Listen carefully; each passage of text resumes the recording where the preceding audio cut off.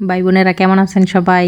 আমি আলহামদুলিল্লাহ ভালো আছি। তো জ্যৈষ্ঠ মাস চলে গিয়ে আষাঢ় মাস চলে আসছে। এখন এই দেখবেন রৌদ্র উঠছে, এই বৃষ্টি পড়তেছে, এই অবস্থা। তো এরকম পরিবেশে কিন্তু মন মাইন্ডটা অনেক ভালো থাকে। তো আমার খুবই ভালো লাগে এরকম পরিবেশ। তো আমার মেয়ে বলছে অনেক দিন যাবৎ মাংস খায় নাই, সেই ঈদের দিন মাংস রান্না করছিল, আর মাংস রান্না করো নাই।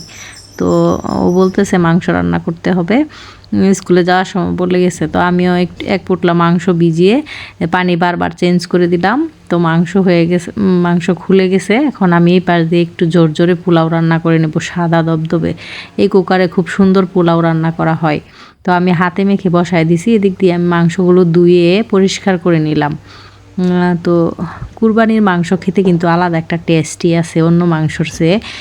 তো আমি এতদিন আর মাংস রান্না করি নাই, অল্প পেঁয়াজ দিয়ে দিলাম আর আলু দিয়ে দিলাম মাংসর মধ্যে। পেঁয়াজ বাটা দিব, তো এই জন্য অল্প করে দিলাম। তো মাংসের মধ্যে আলু দিলে একটু খাইতে ভালোই লাগে।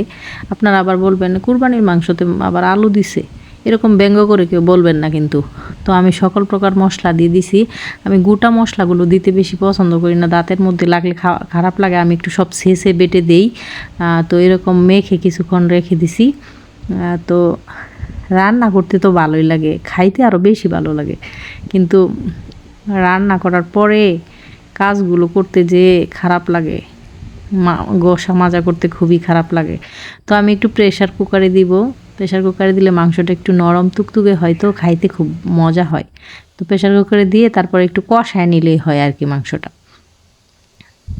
তো এই যে আমার দেখেন কত সুন্দর পোলাও হয়েছে, একদম যেন চাল মানে দবদবে হয়ে আছে। তো এই পাশ দিয়ে আমি প্রেশার কুকারে মাংসটা রান্না করে নিতেছি, মানে ভালো সফট সফট হবে আর কি। তো খাইতে খুব মজা হয়, আমার কাছে খুবই ভালো লাগে প্রেশার কুকারের মাংস রান্না।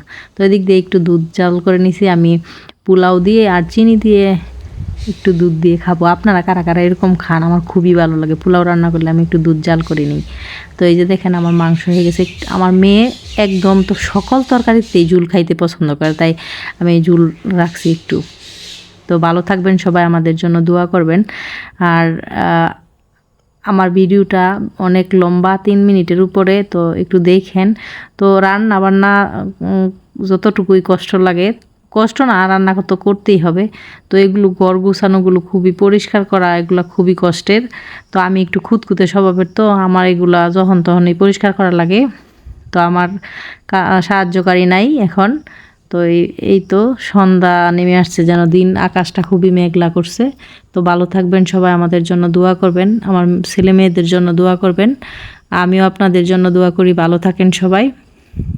তো পরবর্তীতে আবারও দেখা হবে কোনো এক ভিডিওতে। আমি অনেক দিন পর বড় ভিডিও ছাড়ি। তো ভালো থাকেন, আসসালামু আলাইকুম।